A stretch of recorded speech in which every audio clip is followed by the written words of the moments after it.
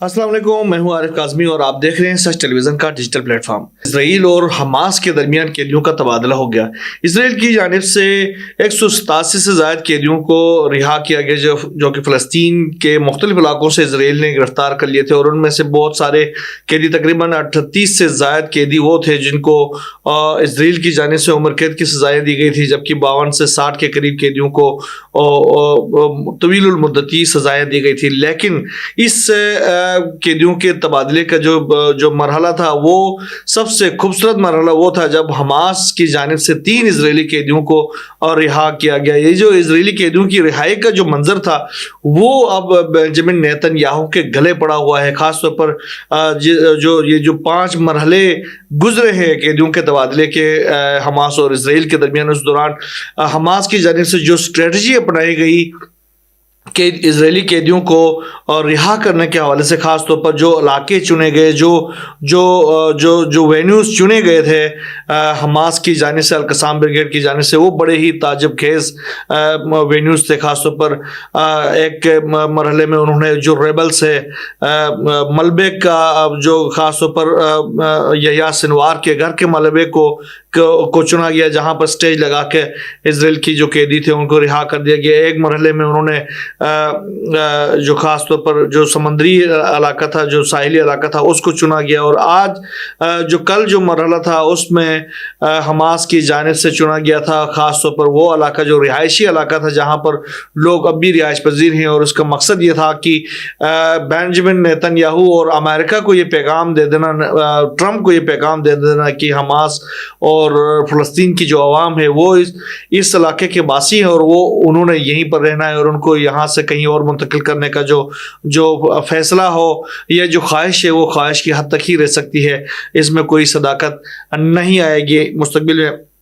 ख़ास तौर पर जो स्टेज हमास की जानिब से, अल-कसाम ब्रिगेड की जानिब से तैयार किया गया था, उसमें 3 ज़बानों में ख़ास तौर पर अरबी, अंग्रेज़ी और इब्रानी ज़बानों में लिखा गया था कि हम तूफ़ान हैं और हम आज के बाद हम ही हैं। ये उन्होंने लिखा था कि हम तूफ़ान हैं और आज के बाद हम ही हैं। और दरमियान में एक हाथ की तस्वीर थी जिसकी मुट्ठी में फ़लस्तीन का परचम था, जिसका मकसद ख़ास तौर पर यह था कि हम डटे रहे हैं और हम आगे भी डटे रहेंगे।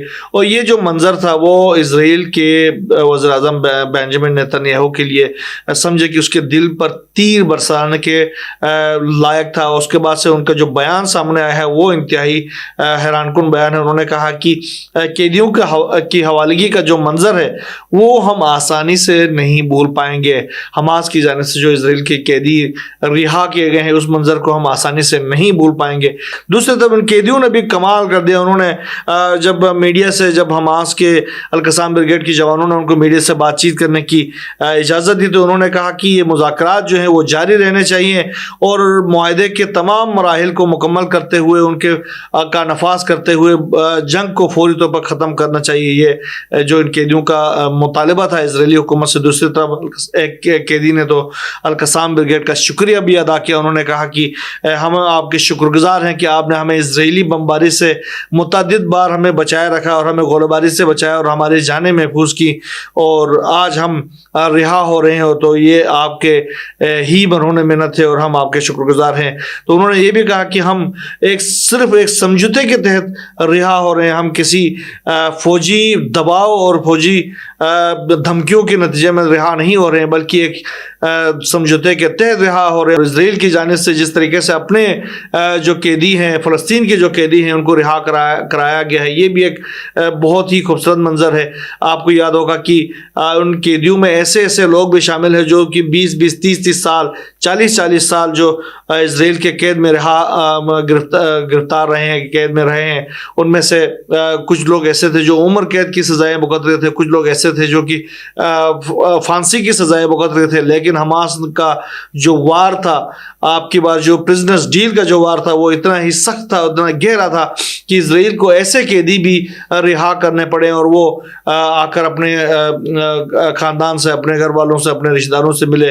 22 साल बाद एक कैदी तो वो था जो कि रिहा हुआ और उसने अपनी 2 बेटियों को पहली बार देखा जब वो पैदा नहीं हुई थी, दोनों बेटियां, और वो इसराइल के कैद में था। और जब वो 22 سال بعد رہا ہو کے آیا تھا، وہ اپنی بیٹیوں سے پہلی بار ملاقات کر رہا تھا. تو یہ بھی منظر حماس کی ہی مرہون منت تھا کہ دنیا نے ایسے ایسے مناظر دیکھے اور اسرائیل کو ایک شکست فاش ہوئی. بہرحال یہ جو پہلا مرحلہ تھا گزشتہ روز والا، جو کہ دیر البلاح کے علاقے میں اسرائیل کی جو وسطی پٹی ہے، غزہ کی پٹی کے وسطی شہر ہے دیر البلاح، وہاں پر یہ حوالگی کا منظر دنیا نے دیکھ لیا. بہرحال دوسری طرف جو غزہ سے فلسطینیوں کی بے دخلی کے حوالے سے جو ٹرمپ کا ایک منصوبہ ہے، ایک شرمناک قسم کا منصوبہ ہے، اس کے حوالے سے بھی ٹرمپ کو متعدد بار شکست کا سامنا کرنا پڑ رہا ہے. متعدد بار گزشتہ ہم نے ولاگ میں بھی کہا تھا کہ ٹرمپ نے جو ایک یو ٹرن لیا تھا دنیا بھر سے، جب ریزسٹنس آیا تھا تو اس کے بعد ایک یو ٹرن لیا تھا اور انہوں نے کہا تھا کہ یہ جو غزہ کے شہری ہیں ان کی منتقلی اور وہاں پر اسرائیلی قبضہ جو ہے وہ اتنا کوئی فوری نہیں ہے، بلکہ تعمیر نو کا مرحلہ جو ہے وہ بعد میں کیا جا سکتا ہے، اتنا کہ اس میں کوئی جلدی نہیں ہے ٹرمپ کو. بہرحال اب جو ہے وہ مصر کی جانب سے ایک باضابطہ اور ایک موقف جو ہے وہ جاری کیا گیا، خاص طور پر امریکہ کے حوالے کیا گیا ہے.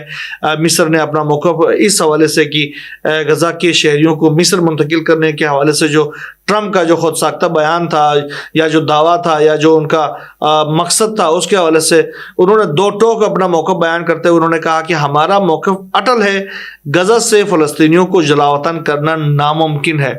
یہ مصر نے اپنے اس دو ٹوک موقف سے اب امریکہ کو آگاہ کر دیا. انہوں نے کہا کہ غزہ کے جو باشندے ہیں ان کو بے گھر کرنے سے متعلق اس کا موقف تبدیل نہیں ہوگا.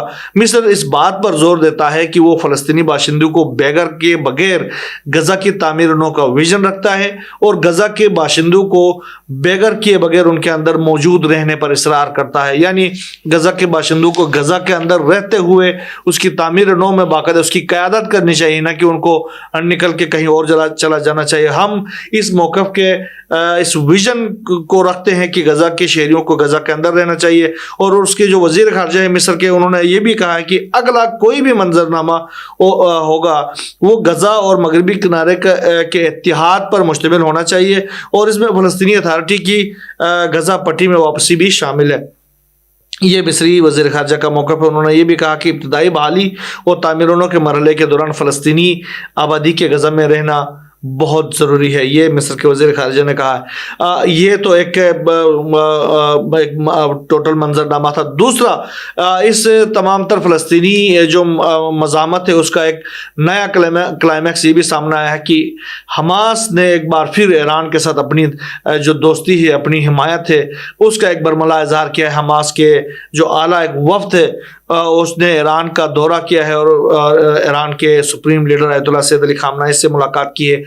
بہت ہی اہم ترین وفد ہے. اس میں ملاقات کرنے والوں میں حماس کی قیادت کونسل کے جو چیئرمین ہیں محمد اسماعیل درویش اور حماس کے نائب چیئرمین خلیل الحیہ اور مغربی کنارے میں حماس کے چیئرمین ظہیر جبارین، یہ تینوں شخصیات تھی جنہوں نے آیت اللہ سید علی خامنہ سے تہران میں ملاقات کی ہے اور انہوں نے خاص طور پر غزہ میں جو اسرائیل کو شکست ہوئی ہے اس کے اوپر ایران کے سپریم لیڈر کو مبارکباد پیش کی ہے اور ساتھ میں ایران کے جو اسلامی انقلاب کے سالگرہ کی بھی مبارکباد پیش کی ہے.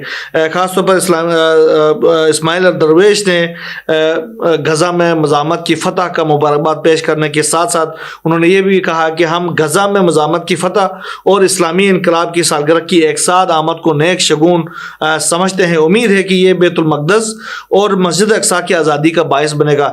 یہ اسماعیل درویش کا بیان ہے. دوسری طرف خلیل الحیہ نے سید علی خامنہ سے مخاطب ہوتے ہوئے کہا کہ حماس کے جو سپریم لیڈر کو انہوں نے مبارکباد پیش کی اور ساتھ میں انہوں نے کہا کہ آج ہم ایک ایسے موقع پر آپ سے ملاقات کر رہے ہیں کہ ہم سب سربلند اور فتح سے سرشار ہیں اور یہ عظیم فتح ہماری اور اسلامی انقلاب کی مشترکہ جیت ہے. یہ خلیل الحیہ کا کہنا ہے.